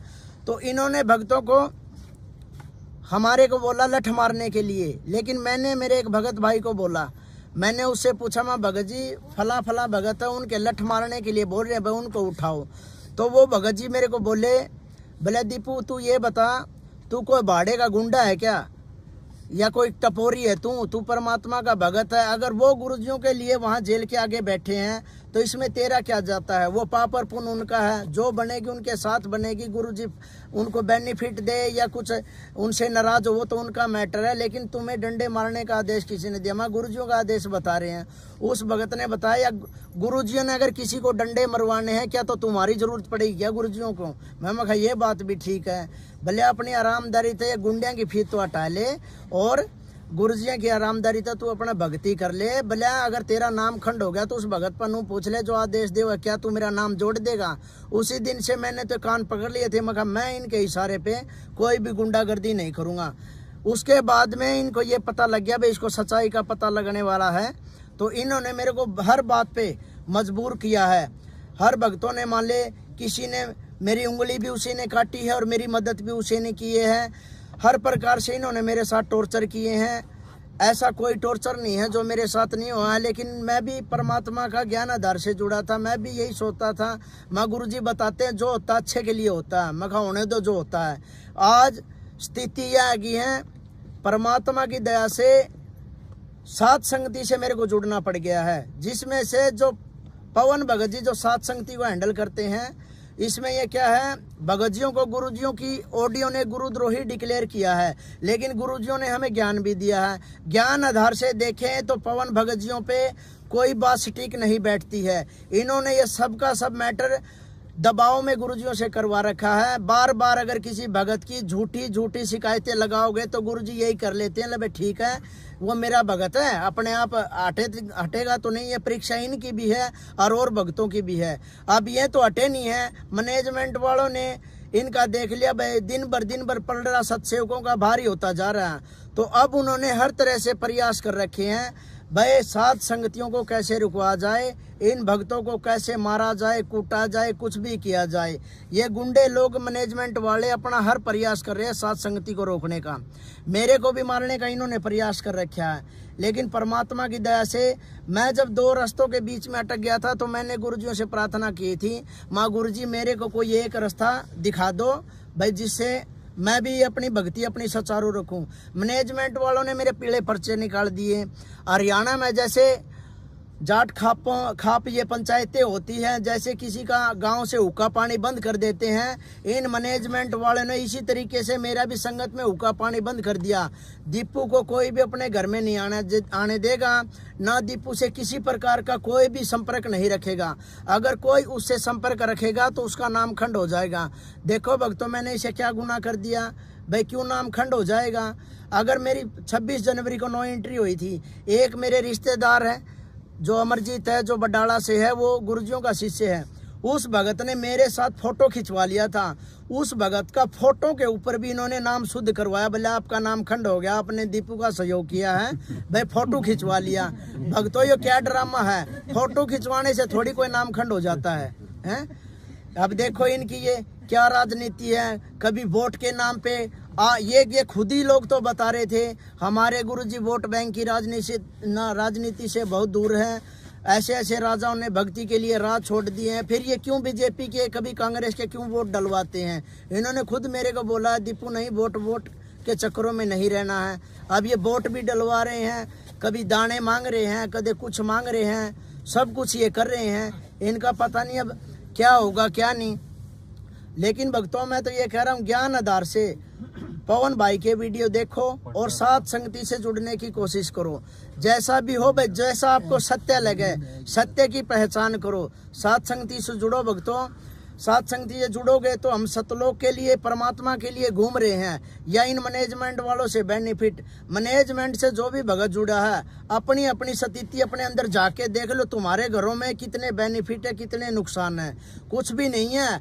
हर भगत, मेरी हर भगत से बातें देख होती थी, हर भगत मैनेजमेंट के खिलाफ है, लेकिन वो नीचे ही नीचे है, क्योंकि ये पहले उसको काना कर देते हैं, उसको बोलने के लिए छोड़ते नहीं हैं। या तो वो भ्रष्ट होता है, या किसी माता या बहन के साथ में उसके गलत संपर्क मिलते हैं। हर प्रकार से युवा भक्तों का देख लो क्या हाल बनवा रखा है इन्होंने, वहाँ जैसे बहनें आती हैं, जो लड़कियाँ आती हैं, जो जिनसे पहन के आती है, जो वहाँ के युवा सेवादार हैं, आपसी में पर्ची पकड़ा देते हैं, चैटिंग चालू कर लेते हैं, कुछ ही दिनों में वो रमैनी कर लेते हैं। जो घर वालों को रिश्ता पसंद नहीं होता, कुछ ही दिनों में उनकी रमैनियाँ बिखर जाती हैं। अभी देख लो भक्तों कितनी रमैनियाँ हैं, जो भगत भाई झूठ बोल बोल के और रमैनियाँ कर लेते हैं, और वो बहनें अपने घरों पर बैठी हैं। वो भगत भाई ऐसे परेशान हुए घूम रहे हैं। लेकिन ये कौन करवा रहा है? ये मैनेजमेंट वाले करवा रहे हैं, ये सब का सब। इन्होंने ये ड्रामा रच रखा है। अब भक्तों समझने का मौका है, परमात्मा ने मेरे ऊपर दया की है। भक्तों आप भी है ना, साथ संगति से जुड़ने की कोशिश करो। साथ संगति वाले जितने भी भाई बहन हैं, ज्ञान आधार पे मेरे को बहुत अच्छे लगते हैं। जैसे शुरू में जब मैं गुरुजियों का ज्ञान सुन के जेल से बाहर आया था, तो मुझे किसी भी भगत में दोष दिखाई नहीं दे रहा था। मेरे को ये देखता था भाई दीपू सारे ही तेरे जैसे हैं। फिर दिन भर दिन भी इनके जैसे गुना ये उजागर होते गए, इनके ये जो कांड उजागर होते गए। कैसे ये भगत तारीखों पे आते हैं, ये मर जाते हैं, ये फांसी खा जाते हैं, ये कुछ भी कर जाते हैं। इनका सारा मैंने ड्रामा देखा। सार नाम, तीसरा मंत्र, चौथा मंत्र लिया हुआ भगत भी इतनी घटिया से घटिया हरकत करता है। और हम भगत लोगों को बोलते हैं, अगर हमारी गलती से भी किसी भगत भाई की पवन से अगर बात हो जाती है फोन पे, तो ये हमें कहते हैं आपका नाम खंड हो गया है। मैनेजमेंट वाले इतने मुख्य सेवादार कितने हैं जो पवन के साथ 1-1 घंटा बात की हुई है, क्या उनके नाम खंड नहीं होते? हमें बेवकूफ बना रहे हैं ये लोग। भक्तों परमात्मा की दया से पवन की साथ संगति जो पवन ने परमात्मा के माध्यम से ये चला रखी है, इस पे विचार करो भक्तों। और परमात्मा की दया से साथ संगति में जुड़ने का प्रयास करो। और भक्तों सच्चाई से रूबरू हो। ये सतलोक आश्रम मैनेजमेंट जो अपना रवैया जो भक्तों में अपना रहे हैं ना, ये बहुत ही गलत है। और ये आगे जाके आप भी देख लियो, आज हमारे साथ गलत हो रहा है, कल आपके साथ भी होगा। कब? जिस दिन आप परमात्मा की तरह सत्य के लिए आवाज उठाओगे, उसी दिन देख लियो आपको क्या इनाम मिलेगा। इनाम सत्य के लिए तो हमारे गुरुजी जेल में बैठे हैं, और सत्य के लिए हम ही चल रहे हैं। और सत्य के लिए चल रहे हैं। मैंने भी अब सत्य के लिए आवाज उठाई थी। मेरे को 15,000 रुपये आश्रम में सेवा मिल रही थी, खाना पीना मेरा फ्री था। मैं मान ले संगत में, आश्रम में मान ले 40,000 के करीब वहाँ मेरा खर्चा था मान लो। अब ये देखो मेरे बच्चे भी वहाँ रह रहे थे। अब ये देखो भक्तों ने मेरे को बताया कि दीपू ये सब गलत कर रहे हैं, तो मैंने यही कहा था भाई मैं तो स्टैंड ले लूँगा, गलत कर रहे हैं, मैंने कोई दिक्कत वाली बात को नहीं। मैं 15,000 की या नौकरी भी छोड़ दूंगा जो यहाँ सेवा मिली है, और आगे बताओ क्या है। नुबला देख ले ये मैटर उन्होंने सारी बताई। हर भगत ने अपनी अपनी कहानी बताई। एक वहाँ कल्लू भगत था। ममंगा भगत जी आपका ये पैर में क्या लगी? भले मैं मुंड का आश्रम में था, कोई देशराज भगत था, उसने रिवॉल्वर से मेरे पैर पर गोली मार दी। मगर भगत ने गोली मार दी। नुबला भगत का हूँ, 1 नंबर का गुंडा है वो, मैनेजमेंट के वर्ल्ड कोऑर्डिनेटर है वो। और कोई महेंद्र में है, हाँ, जो दिल्ली की साथ संगति रुकवाने आया। जो महेंद्र भगोड़े का कोई रिलेटिव पड़ता है, वो रिश्तेदार है, बुआ का लड़का है। ये सारे रिश्तेदार मिलके गुंडागर्दी करते हैं। फिर मैं कहा भगत जी आपको गोली मारी तो आपने मुकदमा करना चाहिए था। नुबले भगत जी क्या मुकदमा करते, परमात्मा की दया से आश्रम में परमानेंट सेवादार हैं। ये लोग बोले भला गुरुजियों की बेइज्जती हो जाएगी। अरे मैं कहा गुरुजियों की बेइज्जती के, तन दारू थोड़ी बेचनी थी, तेरा गोली मार रखी है पैर में, केस कर तू। भगत गोली थोड़ी मारेगा आश्रम में। नुबले मेरे तो या मार दी। नुबले भगत जी बस घर से परमानेंट चल के आ रहे हैं, परमात्मा की सेवा में आ रहे हैं। अगर बोले ये हॉस्पिटल में ले गए थे, हॉस्पिटल में ले जाने के बाद में पुलिस, वो हॉस्पिटल वाले बोले ये पुलिस केस है, तो फिर इन्होंने हॉस्पिटल से मेरे को एडमिट नहीं करवाया, इनने जो भी फिर कोई ट्रीटमेंट मेरे को दिलाया वो मेरा आश्रम में किया। फिर मैं समझ गया हमारे भक्तों को भी गोली मार देते हैं, भले भक्तों को तो पता नहीं क्या क्या कर देते हैं। इतनी माता बहनें हैं जिनके साथ बलात्कार हुआ, भगत भाइयों को गोली मार दी। लठ वाले तो उदाहरण बहुत हैं, लठ तो मन ने भी कई भक्ता का जगत वाले का मार रखे हैं, भक्ता का भी मार दिए है। इनका कहना पे हर तरह की इनने बुराई करवा रखी है। तो भक्तों जागने का मौका है। एक भगत ने और बताया था, भले दीपू मन ने भी परमात्मा से है ना बरवाड़ा आश्रम में सेवा मांगी थी। गुरु जी मैं आपके नज़दीक रहना चाहूँ, परमात्मा दया करो मेरे को गनमैन की सेवा दे दो। तो गुरुजियों ने यही बताया था कि बेटा अगर आपको भगत बनना है तो जाके नाली साफ कर ले, और जोन से ये गनमैन की सेवा ले रहे हैं ना, ये तो मेरा चीचड़ लग रहे हैं, भला मेरा सारा खून पी गए। उस भगत ने कान पकड़ लिए थे, भला गुरुजी मैं तो नाली साफ कर लूँगा, और अपना फिर वो भगत आ गया सत्साहिब करके। तो भगतों देख लो, जो ये गुरुजियों के बाहर को ये गनमैन जो हमें दिख रहे हैं सिक्योरिटी गार्ड है, इन्होंने तो ये देख लो गुरुजियों का अपहरण कर रखा है हैं। और इनसे ये बचना हमें ये लग रहा है हमारे भगत भाई हैं, क्यों किसी गरीब भगत की प्रार्थना नहीं पहुंचती गुरुजियों के पास में, बीच में ही रह जाती है, महीनों चक्कर कटवाते हैं। अभी मेरे को गुरुजियों से प्रार्थना लगाई थी, 60,000 रुपए की मेरे को जरूरत थी, मैंने प्रार्थना लगवा दी। इन्होंने 8 दिन तक मेरा बेवकूफ़ बना के रखा, और मेरे को कोर्ट में 60,000 रुपये भरने थे, 49,200 भरने थे, पर मैंने 60,000 मांगे थे। इन्होंने 8 दिन तक मेरा बेवकूफ़ बनाया। आश्रम के सेवादार जो भी मेरे को मिलता था ये कह रहा था, भले दीपू ये देख व्हाट्सएप पे वो अपना दिखा रहे थे मैसेज, भले 2-2 महीने से हमारी प्रार्थना लगी है, इतने आपसे कम पैसों की लगी है और हमें ज़रूरत है। वो सैलरी सेवादार थे। फिर मैं कहा आपको मिले क्यों नहीं, भले पता नहीं, जवाब ही नहीं देते हैं मुँह से। मैं कहा जवाब तो इन्हें देना चाहिए, आप इनसे थोड़ी मांग रहे हो, आप तो गुरुजियों से मांग रहे हो, गुरुजियों के भगत है, आप तो अपना भगवान पर चाहे कुछ भी मांगो। नो बोले फिर क्या करें, भगत जी मजबूर हैं। फिर मैं कहा मन 60,000 रुपये चाहिए, भले तेरे को मिले तो नहीं गए। मैं कहा मैं तो लेके दिखाऊंगा, परमात्मा का दौर में मेरी प्रार्थना भेज करूँगा, भले ये भेजा को नहीं। तो मन ने कहा मैंने जेल काट रखी है, पहला एप्लीकेशन CGM का लागेगी, फिर सेशन का लागेगी, हाई कोर्ट का भी लगेगी, सुप्रीम कोर्ट लगेगी, और राष्ट्रपति के पास में या प्रार्थना पहुंच के रहोगी, चमना कुकरे पुचाने पड़ो। तो फिर 8 दिन तक धर्मपाल ने मेरा बेवकूफ़ बनाया। देख दीपू मंजू दोरा तेरी प्रार्थना भेज रखी है, फ़ोन मिला के मेरे को दिखा देता, फ़ोन जो मंजू ने बंद नंबर कर रखा है उस नंबर पर फ़ोन कर देता कि देख दीपू मंजू बेटी का नंबर बंद आवा है। मैं कहा मंजू बेटी का जो आपकी बेटी है मैं उसका नंबर बंद कैसे आऊगा, अंतर्राष्ट्रीय सेवा की वह जिम्मेवार सेवादार है, हर एक जिम्मेवार सेवादार ये जिम्मेदार सेवादार यो आश्रम का यो मैन नंबर बंद को नहीं कर सका, क्योंकि इस पर प्रार्थना ज़्यादा हुआ है। भले देख बंद है, फिर भले हम अगर मंजू जवाब दे तो बेबी का दौरा भेज दें, भले किसी तरीके तो भेजा। मैं कहा कोई बात नहीं भगत जी मैं बात करता हूँ। थोड़ी ही देर 8 दिन बाद की बात है, फिर मैंने भगत से एक से बाहर से फ़ोन लिया, मंजू का नंबर लिया। मैं कहा मंजू दीदी का नंबर दे दो, मैंने उससे बात करनी है। फिर मैंने मंजू दीदी से बात की, मंजू दीदी से बात करते मंजू दीदी के पास मैंने प्रार्थना की, पूछी माँ दीदी ऐसे ऐसे आश्रम के जिम्मेवार सेवादारों के मैंने गुरुजियों के पास 60,000 रुपये की प्रार्थना भेजी थी, बहन उसका क्या रहा। भले दीपू क्या प्रार्थना थी। माँ दीदी आपके पास जी प्रार्थना आ रही है तो पूछो क्यों हो, क्या प्रार्थना थी, मैंने लिख के दे रखी है। तो वनोली भाई चल तू दोबारा लिख के बता दे। तो मैं समझ गया इसका तो इन प्रार्थना भेज नहीं रखी, तो मैंने दोबारा फिर भिजवाई लिखवा दी उसका तो प्रार्थना मंजू के पास में। फिर मंजू बोली पहले ये प्रार्थना आपको किसके माध्यम से भेजी थी। मैं कहा धर्मपाल भगजिया को दी थी मैंने। तो भली अच्छा चलो भले ठीक है दीपू मैं करूँ तेरी प्रार्थना। फिर मंजू ने जो प्रार्थना करी, जो इनका सिस्टम है उसके हिसाब से देखा भैया रुकने वाला तो है नहीं, तो मंजू ने 4 घंटे में यस का मैसेज दे दिया प्रार्थना का कि दीपू की प्रार्थना मंजूर हो गई है, 60,000 रुपये वो लेस का है। तो देखो भक्तों 8 दिन तक मेरा धर्मपाल और ने बेवकूफ़ बनाई रखा, और फिर मंजू के पास फ़ोन करते 4 घंटे में मेरी प्रार्थना हो गई है। ये देखो इनका ये कैसे जाल है।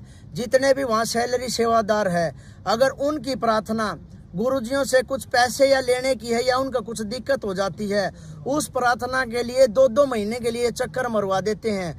लेकिन एक भगत छोटी मोटी बात पर अगर अपनी भगतमती को थप्पड़ मार देता है ना, तो उसकी 5 मिनट के अंदर गुरुजियों से प्रार्थना लग जाती है और उसका जोड़ा जिन तेरी नो एंट्री होगी तने भगतमती का मारे उनकी नो एंट्री कर देते हैं। तो भक्तों ये देखो, इन जब अपना कांटा निकालना हो तब तो इन ये प्रार्थना 5 मिनट में हो जाए। और किसी भगत भाई को कुछ अड़चन होती है तो प्रार्थना 2-2, 3-3 महीने तक भगत जवाब मांगता मांगता थक जाता है, लेकिन ये लोग अपनी बकवास करना बंद नहीं करते। तो भक्तों अभी आपसे मान ले फिर हाथ जोड़ के प्रार्थना है, जितना भी हो सके सत्सेवकों का वीडियो देखा करो, सत्संगति में भाई बहनों के जो वीडियो आते हैं, मैसेज आते हैं, ज़्यादा से ज़्यादा देखा करो। आपको हर बात का पता है भाई, मैनेजमेंट से मेरे को पता है आप लोग कितने दुखी है। हरियाणा से कितने भक्तों के मेरे पास फोन आते हैं, दीपू ये बन रही है। और मैंने उनको यही कहा है भाई, अगर सत्य का मार्ग से जुड़े हो तो परमात्मा की दया से सत्य भी तो बोलना सीखो। ना तो तुम्हें सत्य का पता और ना तुम्हें साहिब का पता नहीं इस भक्ति मार्ग में तुम आ क्यों गए हैं। अगर आप सतलोक भी जाओगे शरीर तो छोड़ना पड़ेगा, तो इनसे डरना कैसे है। इन लोगों ने क्या है आगे अड़ा के मेरे को भी मिसयूज कर दिया, ये मेरे को आगे कर दिया। चलो ठीक है, परमात्मा ने मेरे को तो अपने पाले में ले लिया भाई, मैं सत्सेवकों से जुड़ गया हूँ। लेकिन आपका क्या हुआ भक्तों, आपके लिए तो आवाज उठाई थी और आप ही अब पीछे हट रहे हो। पता आपको सब कुछ है भाई, मैनेजमेंट गलत कर रहा है, गुरुजियों के जो रिश्तेदार हैं ये सब गलत कर रहे हैं, कोई किसी का नहीं है। मंजू के पास कोई घर पे प्रार्थना लेके जाता है तो उसको मंजू जवाब देती है, भाई पानी में रह के मगर मस्त बैर ना करे, तने मरवा के फेंक देंगे, तू अपनी भक्ति कर ले। तो फिर भगत जावा कि न प्रार्थना लेके, जेल के अंदर किसी माध्यम से प्रार्थना भेज नहीं देते। जेल प्रशासन भी इन्हें खरीद रखा है, चारों तरफ से इन्हीं के हवलदार खड़े हैं, गुरुजियों के पास प्रार्थना नहीं जाती। मैंने भी कई सारे प्रयास कर लिए गुरुजियों के पास प्रार्थना भेजूं, लेकिन निकम्मों ने इतना टाइट माहौल कर रखा है, सारे तरफ से अपनी डी बना दी इन्होंने। जेल में भी गुरुजियों के पास कुछ मैसेज जाता ही नहीं है। अब जब गुरुजियों ने बोला भाई भगत दीपू की नो एंट्री कर दी है और निकम्मे को गेट से बाहर बिठा दो, इसको कुछ भी देने की जरूरत नहीं है, तो मैं मेरे गुरुजियों का आदेश पे मैं गेट के बाहर बैठ गया। भक्तों मेरी नो एंट्री होती है, मैं ठीक है। मेरे गुरुजियों ने ये बोला है भाई दीपू की नो एंट्री होगी है और इसको निकम्मों को गेट से बाहर बिठा दो, तो मैं गेट से बाहर बैठ गया। उसके बाद में भक्तों भूखा तिसाया मैं 8 या 9 घंटे गेट से बाहर बैठा रहा। उसके बाद में मैनेजमेंट वाले आते हैं, मेरे सामने हाथ जोड़ते हैं, दीपू गलती बन गई है, ऐसा कर तू आश्रम के अंदर चल। भक्तों ये बताओ, जब गुरुजियों ने नो एंट्री करी है तो मैनेजमेंट वालों का क्या महत्व बनता है भाई, मेरे को अंदर बुलाएं वो हैं। फिर उनको पता है मैनेजमेंट वालों की ये नहीं मान रहा भाई, अब यही कह रहा है भाई मैं गुरुजियों का आदेश मानूंगा तभी अंदर जाऊंगा, पहले मेरी माफी होगी। फिर मेरी एक 7 रोड की लीलम बहन है, मैनेजमेंट वालों ने उसका फ़ोन करवाया, जिससे 3-4 महीने से मेरी बातें बंद हो रही थी। मैनेजमेंट वालों ने फ़ोन करवा के लीलम बहन ने, जो मैं जिसको अपनी माँ से भी बढ़ के मानता हूँ, उस लीलम बहन ने मेरे ऊपर दबाव दिया, भाई तू गेट के आगे से उठ ले। मैं कहा बहन गुरुजियों ने एंट्री करी है और गुरुजियों ने वाणी भी बोल रखी है भाई, जो गुरु वचन पर डट के कट के फंद 84 के। और फिर गुरुजी ने कहा द्वार धनी के पड़ा रहा धक्के धनी के खा, 100 काल जग जोड़ी पर द्वार छोड़ के ना जा। मैं कहा जब मेरे गुरुजी ने गेट तक बाहर बैठने की कहा है, मेरे घर जाने की तो कहा मैं तो यहाँ जब बैठा हूँ। फिर बोले यहाँ गुरुजियों की बेइज्जती हो तू गेट आगे बैठा। मैं कहा मेरी के को पहली बार थोड़ी यह और भक्ता की भी नो एंट्री हुई है। मैं कहा मेरी कोई बेइज्जती को नहीं होती, ना गुरुजिया की होती है। गुरुजिया ने सत्संग में बताया है संत और भगत की इज्जत बेइज्जती होती है कोनी। फिर मैं कहा बहन आज वो भाई और बहन वाला कोई मैटर नहीं है, आज मैं ऐसा शिकंजा में फंस के खड़ा हो गया हूँ, षड्यंत्र का शिकार हो रहा हूँ, एक भगत और भगवान का मैटर चल रहा है यो। और मैं कहा बहन इसमें मैं तेरी कोई भी बात को नहीं मान सकता, आज तक ऐसा कोई मान ले कहना नहीं था जो मैंने मेरी दीदी का कभी मोड़ा हो, मैंने कभी तेरा कोई कहना मोड़ा नहीं। लेकिन आज बहन और भाई वाला मैटर ही नहीं है, भगत और भगवान का मैं तेरी बात नहीं मान सकता। फिर कुछ देर बाद गुरुजियों के बड़े लड़के का फोन आता है, जो वीरेंद्र है या पता नहीं नरेंद्र, क्या नाम है उनका, वीरेंद्र का फोन आता है। वो कहता है मैनेजमेंट वाले आते हैं मेरे से बात करवाते हैं, भाई वीरेंद्र का फोन है। हाँ वीरेंद्र भगत जी सत्साई वीरेंद्र से करी। वीरेंद्र बोला दीपू अच्छा ज्ञान समझ में आ गया था, भक्ति तक तू जुड़ गया था, ये भी उतना के करके खड़ा हो गया, लफड़ा के है। माँ कुछ नहीं भगत जी, मंजू दीदी तो प्रार्थना लगवाई थी, उसने करवा दिया ये सारा सिस्टम, भले उसको भी समझाया है। फिर मम्मा का समझाया तो ये मेरी नो एंट्री हो रही है, मेरे गुरुजी मना माफ करेंगे जी, मैं अंदर चला जाऊंगा। नु बोला कोई बात को नहीं गुरुजी तना माफ भी कर देंगे, लेकिन अब तेरे को मैं बोल रहा हूँ तू आश्रम के अंदर चला जा। भाई मैं कह रहा हूँ कोई मैनेजमेंट वाला तेरे को कुछ नहीं बोलेगा।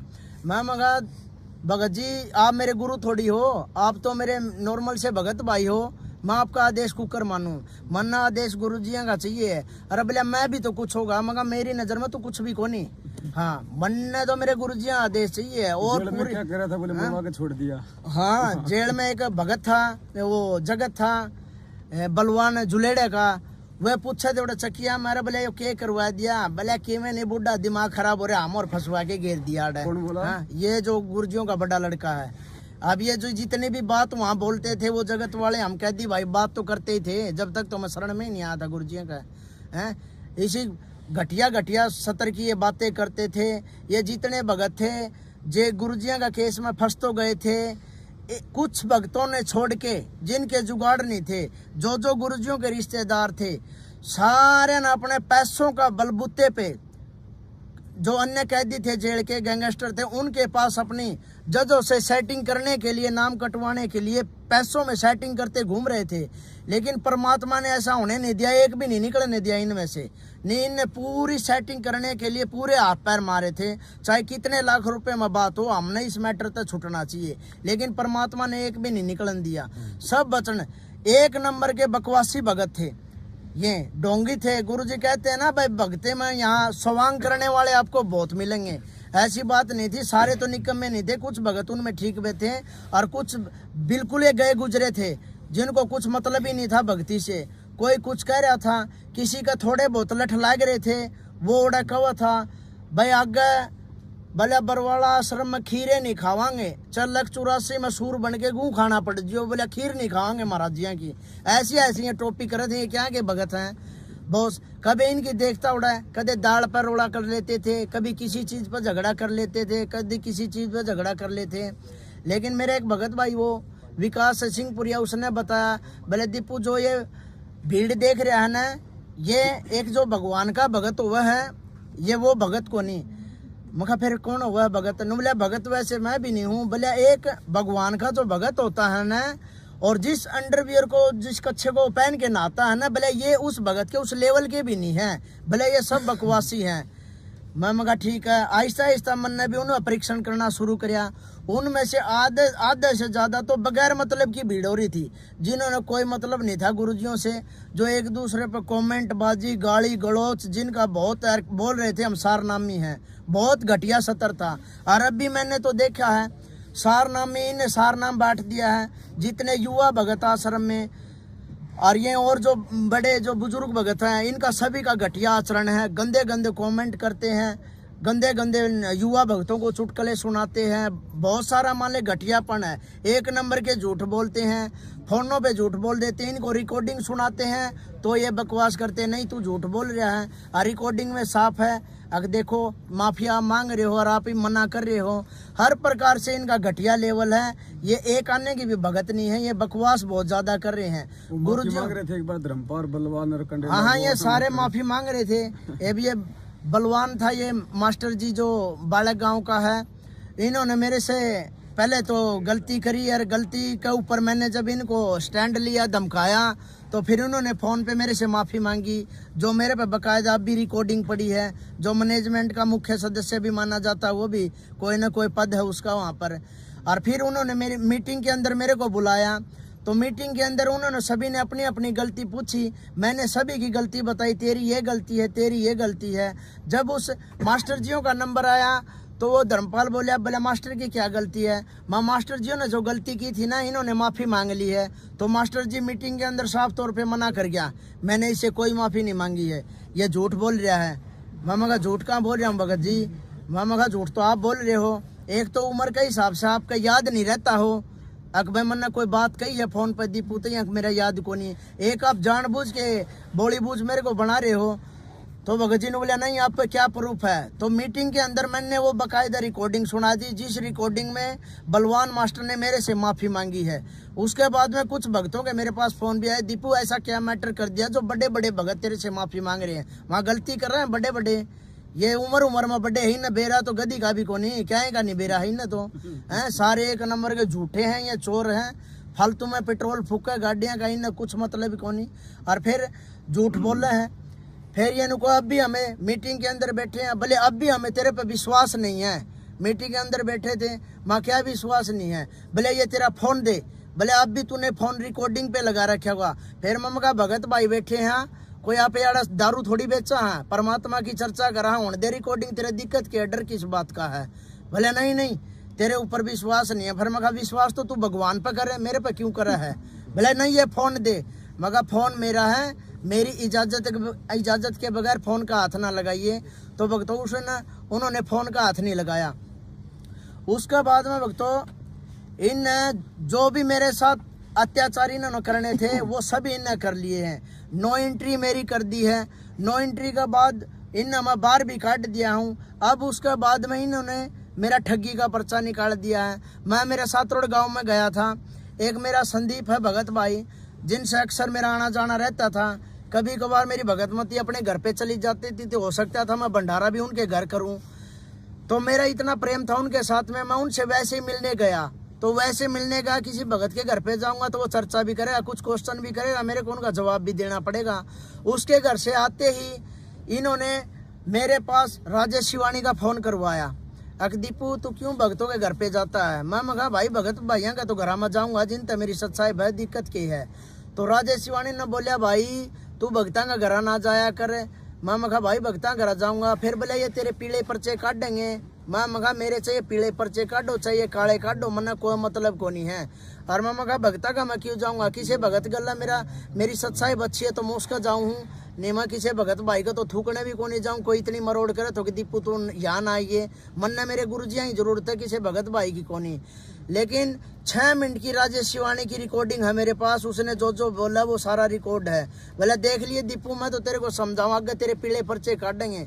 माँ पीले पर्चे काटो चाहे काले काटो मामा का मन ने कोई मतलब को नहीं। बार बार मेरे पर दबाव दे हुए हैं अब तू आश्रम के अंदर आ जा दीपू गुरुजिया से तेरी माफी करवा देंगे। मैं इन्हें साफ यह बात कहूँ अरे मैंने को गाँ थोड़ी काट दी मेरी क्या की माफी करवाओगे तम मैंने गलती है को नहीं करी मैं माफी क्यों मांगू। भले तू आश्रम में आ जा मैं कहा ना तो किसी नामदान सेंटर पाऊँ और ना किसी आश्रम में आऊँ जब तक मेरे गुरुजी जेल से बाहर आके कहीं पृथ्वी पे आके आसन ग्रहण नहीं करते ना इतने जीते जी दीपू कभी नहीं आऊगा। नो बोला पक्का अटल इरादा तेरा मखा मन्नत बोल दिया साफ है मेरा ये और फाइनल फैसला मैं नहीं आऊँगा कभी भी। अब ये बार बार मेरे पर दबाव दे रहे बोले छोटी प्रार्थना दे दे लिखिए। मामा का प्रार्थना में लिखित में देता है कोनी गुरुजी ने बोल रखा है अगर आप जोत का दंडवत प्रणाम करोगे वो भी मैंने सब सुना है तो मैं मेरी जोत का दंडवत प्रणाम करूँ हूँ और मैं मेरे गुरुजी पर मेरी माफ़ी मांगू हूँ। आगे अगर मैं कहीं पर गलत हूँगा तो गुरुजी इतने भक्तों के घर पर जाके प्रकट होकर गुरुजी कुछ ना कुछ बोलते हैं। मैं अपनी गुरुजी मेरे पास आऊँगे मैं अपनी समय याचना कर लूँगा गुरुजियों से गुरुजी मेरे से गलती बन गई क्या मैटर है गुरुजी मेरे को अपने आप समझा देंगे। लेकिन मैं तुम्हें झूठों के बीच में मैं नहीं आऊँगा।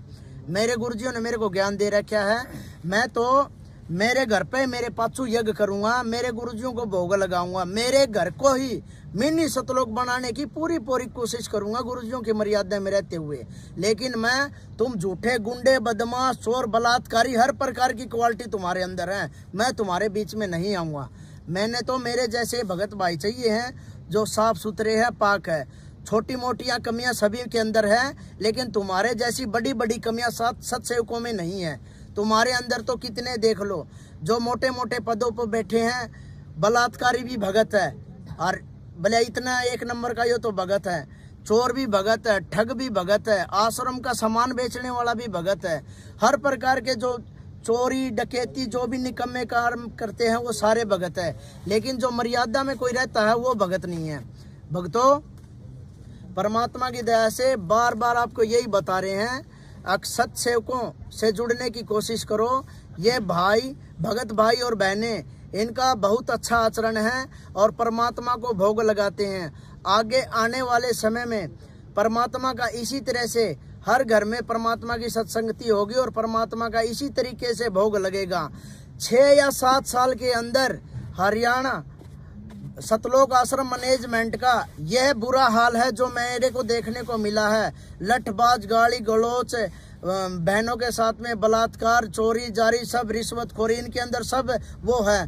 परमात्मा कभी तो अब ये देखो पुलिस का सहारा लेने लग गए हैं, लेकिन भक्तों परमात्मा ने तो यही बताया है भाई अपना यहाँ कोई नहीं है। आज देखो इन्होंने जो आर्य समाजी हमारे साथ बर्ताव कर रहे थे, आज सत्सेवकों के साथ में हरियाणा आश्रम के जो ये मैनेजमेंट वाले हैं सतलोक आश्रम के, ये कर रहे हैं। भगत भाइयों को पीट रहे हैं, बहनों को पीट रहे हैं, बहनों को ऐसी गंदी गंदी गालियां देते हैं, शराब पी पी के ये आते हैं और भक्तों को लठ मारते हैं। क्या हमारे गुरुजियों ने यही सिखाया है क्या?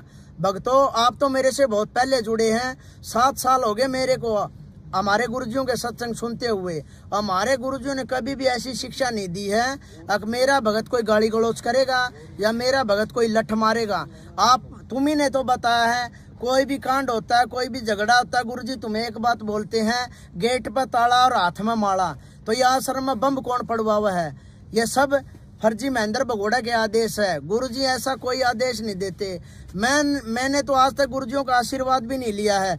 जो कुछ भी आपने ही बताया है, जो पुराने भगत है, जो सेवक हैं, उन्हीं ने बताया है। कुछ बहनों ने मेरे को बताया है कि दीपू ऐसे होता था आश्रम में, कुछ पुराने भक्तों ने मेरे को बताया है और गुरुजियों का मैंने ज्ञान सुना है। आज तक मैंने तो गुरुजियों से आशीर्वाद भी नहीं लिया है। जो कुछ भी बताया तुमने ही बताया है और मैंने तुम्हारी बात पे स्टैंड लिया है और तुम्हारी बात पे स्टैंड लिया है। जब मैं सत्य के मार्ग में चला हूँ, जो इनाम मेरे गुरुजियों को मिले हैं आज वो हमें सत्सेव को भी सभी को मिल रहे हैं, दीपू को भी वही इनाम मिला है। तो भक्तों परमात्मा की दया से दीपू भगत जी आपसे हाथ जोड़ के प्रार्थना कर रहे हैं। मेरे सभी भाई भगत बहनों और भाइयों से हाथ जोड़ के प्रार्थना है, जितना भी हो सके साथ संगति वालों के वीडियो देखो और परमात्मा की दया से साथ संगति से जुड़ने की कोशिश करो। आज के इस साथ संगति में दीपू पहली बार आया है, जहां लुधियाना की साथ संगति थी। मुझे यहां आने के बाद बहुत अच्छा महसूस हुआ है और परमात्मा की दया से आज जो मैं वीडियो में जो भी बोल रहा हूं वो मुझे आज खुद को भी ऐसा लग रहा है भाई जैसे कई सारी बातें रह गई है जो आपके सामने पेश करनी थी, लेकिन परमात्मा की दया से आज मैं बोलने में थोड़ा बहुत हिचकिचा रहा हूँ। कुछ पॉइंट जो मैंने बोलने थे वो मेरे से बोले नहीं गए हैं। परमात्मा की दया से आगे से संघर्ष जारी रहेगा और आगे अच्छी तरह से जो जो सच्चाई होगी आश्रमों की, इन भक्तों की जो भक्तों को स्वांग किए हुए हैं, इनकी सारी सच्चाई आपके सामने उजागर करूंगा, जिसका परिणाम मेरी मृत्यु तक भी हो सकता है। लेकिन मैं मेरे भगत भाइयों को जगाने के लिए अपनी कुर्बानी देने के लिए तैयार हूं। परमात्मा की दया से जितने भी मेरे भगत भाई हैं सभी को सच्चाई से परिचित कराऊंगा और इन घटिया गुंडे और बदमाशों से और इनकी सारी हरकतें मैं आपको बताऊंगा। ऐसा सतलोक आश्रम मैनेजमेंट का कोई भी गुंडा या बदमाश ऐसा नहीं है कि कोई बंदी छोड़ सतगुरुदेव रामपाल जी महाराज का भगत को कोई डरा सके या धमका सके। अगर कोई भगत परमात्मा का भगत है तो वो बिल्कुल नहीं डरेगा, और वैसे डरने वाले बहुत है लेकिन वो भक्तों की गिनती में भी नहीं आते हैं। तो परमात्मा की दया से भक्तों आज दास सिर्फ इतना ही बोलेगा। आगे परमात्मा की दया से आज मैं थोड़ा पहली बार कैमरे के सामने आया हूँ, थोड़ा हिचकिचा रहा हूँ, लेकिन आगे वाली वीडियो में आपको साफ तौर पर इनकी सारी सच्चाई बताऊंगा। जो अभी तक जो मेरे पास और भी पेंडिंग बातें हैं, जो प्रूफ है, हर प्रकार की मैं आपके सामने पेश करूंगा। सत साहिब छोड़ सतगुरु रामपाल जी भगवान सच्चाई। भाई और बहनों, दया परमपिता परमात्मा की। भाई और बहन अपने भाई बहनों के लिए देखो ये ठंडा ले आए हैं, रात्रि का समय है, कितनी सेवा कर रहे हैं परमात्मा के बच्चों की, क्योंकि इनको पता है कि ये पृथ्वी के ये असली योगिक हैं, ये असली साधक हैं और इनकी जितनी सेवा की जाए उतना ही कम है, क्योंकि ये ज्ञान समझ चुके हैं परमपिता परमेश्वर जी का। तो पुण्यात्माओं, आज आपको दीपक भाई ने बहुत सारी बातें बताई हैं और ये मैं भी मानता हूँ कि आज ये पहली बार जो है ये लाइव आ रहे हैं। हालांकि लाइव नहीं, हम लोग ये वीडियो बना रहे हैं, बाद में हम इसको लाइव चलाएंगे।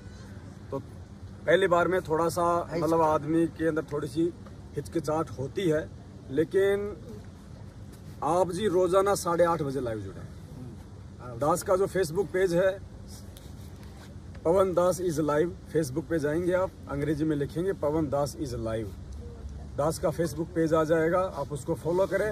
रोजाना रात्रि 8:30 बजे, हम दिन में भी लाइव आने का प्रयास करेंगे बीच बीच में, लेकिन रात्रि 8:30 बजे अब हम रोजाना लाइव आने का प्रयास करेंगे। दास नहीं आया तो दीपक भाई लाइव आएगा, या कभी कजोड़ भगत जी लाइव आएंगे, कभी और लाइव आएगा।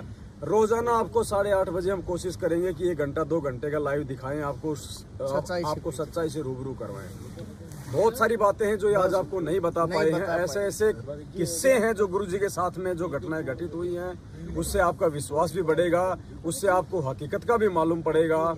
जैसे कि आपको दीपक भाई ने बताया कि गुरुदेव का जो बड़ा लड़का वीरेंद्र जो कि जेल में है, हालांकि अब हो सकता है जमानत करा के वो बाहर होगा अभी शायद। जब उसके पड़ने लगे लठ, तो जो जगत वाले उसके साथ में थे चक्की में, तो जगत वालों को कह रहा था कि इस बुड्ढे ने तो हमारा जीवन बर्बाद कर दिया, गुरुजी के लिए कि इस बुड्ढे ने तो हमारा जीवन बर्बाद कर दिया, फालतू में माना है अड़े लाके पटक दिया।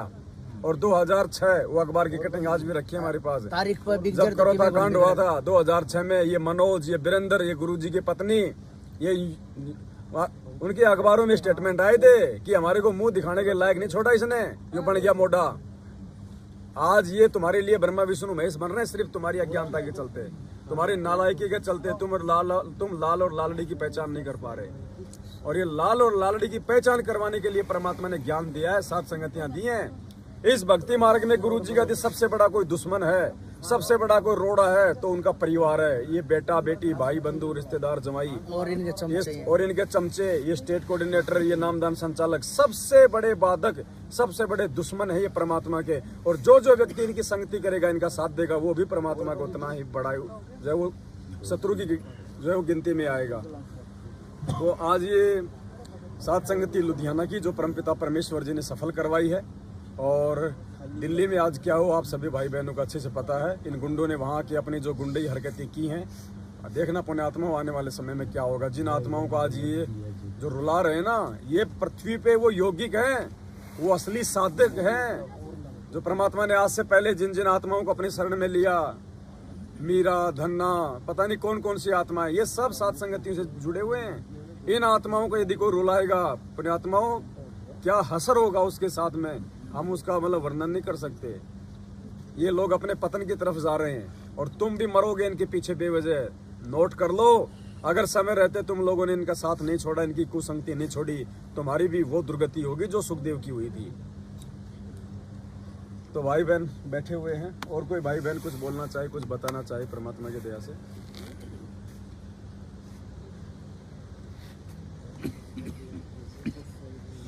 बहन कहाँ है? गोल्डी बहन कौन है? सतसाई बाबू जी। सतसाई बाबू। गोल्डी बहन कौन है? कहाँ है? सो गई क्या? चलो कोई बात नहीं। चलो ठीक है पुण्यात्मा, आज का ये वीडियो हम यहीं पे समाप्त करते हैं। परमात्मा दया करेंगे, आगे फिर आपसे मिलेंगे, और वीडियो को ज़्यादा से ज़्यादा शेयर करें, भाई बहनों को अवेयर करें। सत साहिब बंदी छोड़ सतगुरु रामपाल जी भगवान की जय हो।